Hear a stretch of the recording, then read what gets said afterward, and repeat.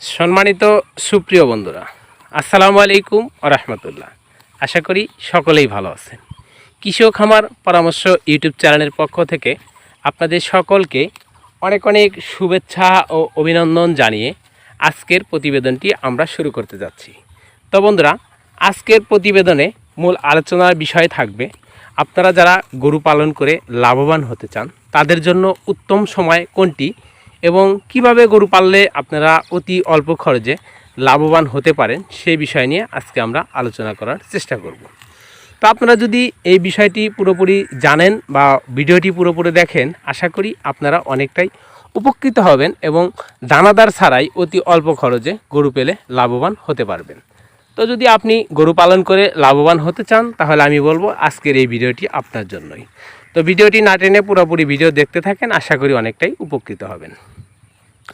তো বন্ধুরা, আপনারা যারা গরু পালন করে লাভবান হতে চান তারা ম্যাক্সিমাম সময়ই গরু কেনার পর নেপিয়ার ঘাস বা বিভিন্ন প্রজাতির যে ঘাসগুলো রয়েছে সেই ঘাসগুলো আপনারা চাষাবাদ করেন।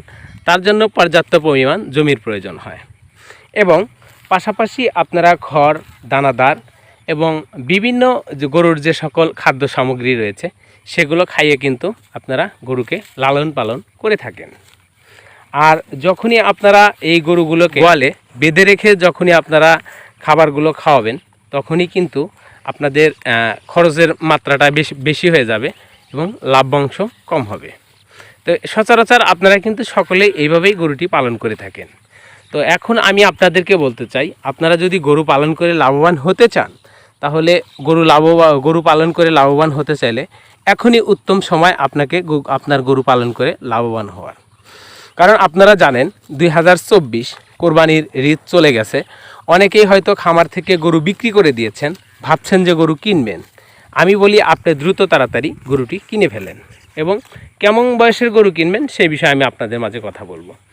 আপনারা যখনই গরু কিনবেন একটু যদি ষাঁড় গরু কেনেন তাহলে অবশ্যই হাড়গোড় মোটা আছে কিনা এই বিষয়টা অবশ্যই লক্ষ্য রাখবেন। হাড় যদি মোটা থাকে এবং আপনারা একটা গরু কেনার সময় একটা জিনিস অবশ্যই মাথায় রেখে গরুটি ক্রয় করার চেষ্টা করবেন।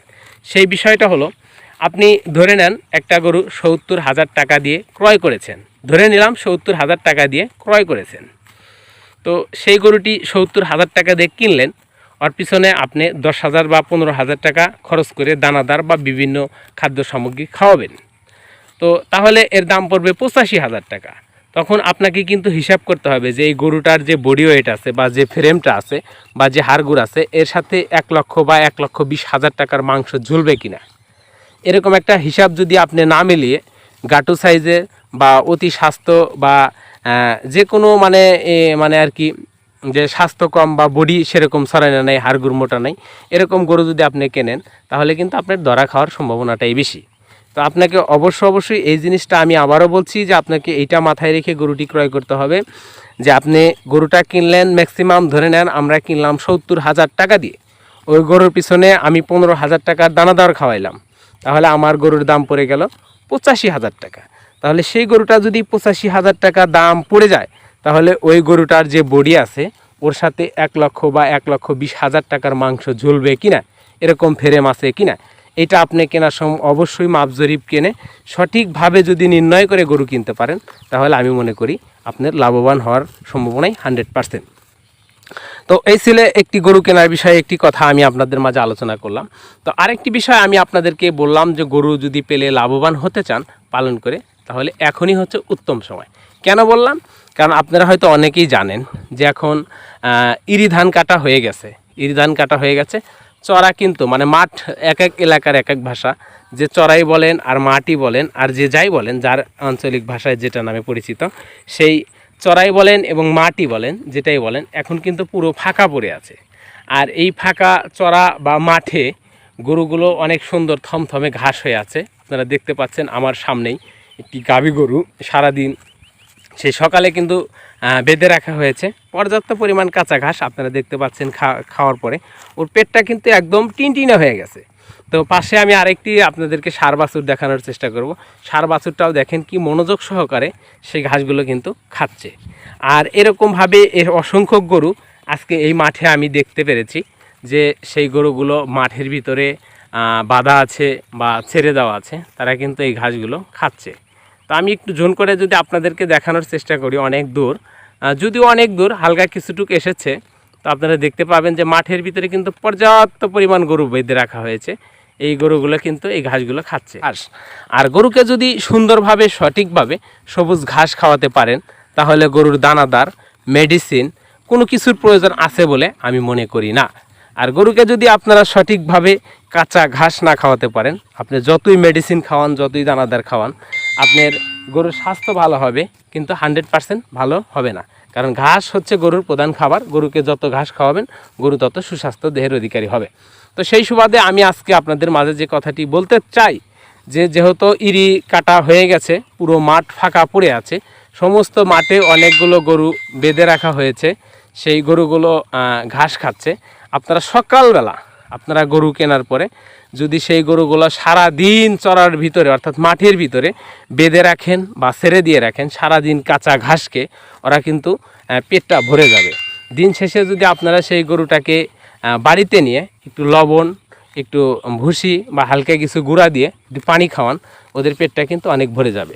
এই 3টা মাস, যে 3টা মাস এই মাঠটা ফাঁকা আছে, এই 3টা মাস যদি আপনারা মাঠের ভিতরে গরুগুলো যদি কালে এরকম ছেড়ে দিয়ে বা বেঁধে রেখে যদি আপনি খাওয়াতে পারেন, আমি মনে করি যে এই 3 মাস পর গরু যদি আপনি বিক্রি করেন, আপনার কোনো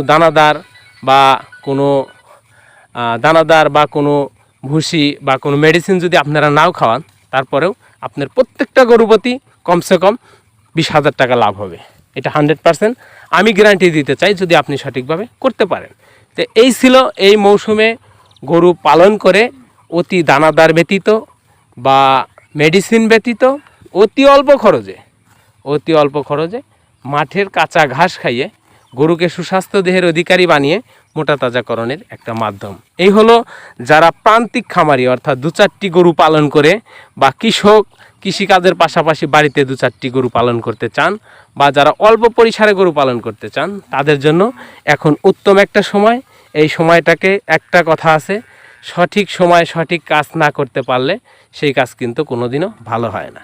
আরেকটা, আমরা যেহেতু বাঙালি মানুষ, বাংলা ভাষায় একটা কথা অনেকেই প্রবাদে বলে থাকি, ঝড়ের সময় আম না কুড়ালে আম পাওয়া যায় না। আপনারা যদি গরু পেলে লাভবান হতে চান, আমি অবশ্যই বলবো আপনারা এখনই গরু কেনা, গরু পালন করে লাভবান হওয়ার উত্তম সময়। আপনারা এই সময় গরু কিনবেন এবং মাঠে পর্যাপ্ত পরিমাণ কাঁচা ঘাস রয়েছে, কাঁচা ঘাস খাওয়াবেন, দেখবেন গরু অনেক সুস্বাস্থ্য দেহের অধিকারী হয়েছে এবং সুন্দর হয়েছে। তো বন্ধুরা, আপনাদের মাঝে আমি আজকে এই বিষয়টি নিয়ে আলোচনা করার চেষ্টা করলাম। আশা করি যে আমার এই ভিডিওটি যদি আপনারা পুরোপুরি দেখে থাকেন এবং আমার এই কথাগুলো যদি আপনারা ভালোভাবে নিতে পারেন এবং এই সিস্টেমে যদি আপনারা গরু পালন করতে পারেন, তাহলে আপনারা অনেকটাই লাভবান হবেন। তো আপনারা সকলেই ভালো থাকেন, সুস্থ থাকেন, সুন্দর থাকেন। আপনাদের সকলের খামারের মঙ্গল কামনা করে, আপনাদের সকলের সুস্বাস্থ্য মঙ্গল কামনা করে আজকের মতো এ পর্বে এখানেই বিদায় নিচ্ছি। আর যদি আপনাদের আরও এরকম বিষয়ে কোনো কিছু জানার থাকে, তাহলে অবশ্যই আমাদের কমেন্ট বক্সে গিয়ে মন্তব্য করবেন, আপনারা কি জানতে চান। সকলে ভালো থাকেন, সুস্থ থাকেন, এই প্রত্যাশা ব্যক্ত রেখে আজকের মতো এখানেই বিদায় নিচ্ছি। আসসালামু আলাইকুম ওয়া রাহমাতুল্লাহি ওয়া বারাকাতুহু।